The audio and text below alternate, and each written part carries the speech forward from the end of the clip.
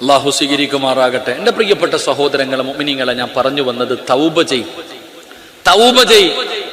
ഏറ്റവും കുറഞ്ഞ തൗബ ഏതാ? ഏറ്റവും കുറഞ്ഞ തൗബ അസ്തഗ്ഫിറുല്ലാഹൽ അലീം. അല്ലാഹു ഈമാൻ നൽകുമാറാകട്ടെ.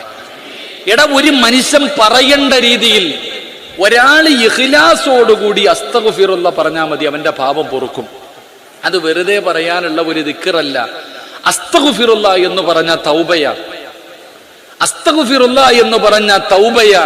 എന്റെ പ്രിയപ്പെട്ടവരെ, പറയേണ്ട രീതിയിൽ അസ്തഗ്ഫിറുല്ലാഹ് പറഞ്ഞാൽ മതി, പാപം പൊറുക്കും. അല്ലാഹു ഈമാൻ നൽകുമാറാകട്ടെ. അല്ലാഹു ഈമാൻ നൽകുമാറാകട്ടെ. ഒരു അസ്തഗ്ഫിറുല്ലാഹ് പറ, ഉറക്കെ പറ. എന്താ അസ്തഗ്ഫിറുല്ലാഹയുടെ മഹത്വം? എന്താ അസ്തഗ്ഫിറുല്ലാഹയുടെ മഹത്വം? എന്താ? ചുമ്മാതെ ഇങ്ങനെ അസ്തഗ്ഫിറുല്ലാഹ് അസ്തഗ്ഫിറുല്ലാഹ് അസ്തഗ്ഫിറുല്ലാഹ് അസ്തഗ്ഫിറുല്ലാഹ് ഇങ്ങനെ അടിച്ചാ പോരാ. അസ്തഗ്ഫിറുല്ലാഹയുടെ മഹത്വം എന്തെന്നറിയോ? ഒരു ദിവസം 70 പ്രാവശ്യം അസ്തഗ്ഫിറുല്ലാഹ് പറയണം. അല്ലാഹു ഭാഗ്യം തരുമാറാകട്ടെ. എത്ര വട്ടം പറയണം? എത്ര വട്ടം പറയണം? ഒരു പാപവും ചെയ്യാത്ത മുത്തുനബി 100 വട്ടം പറഞ്ഞു.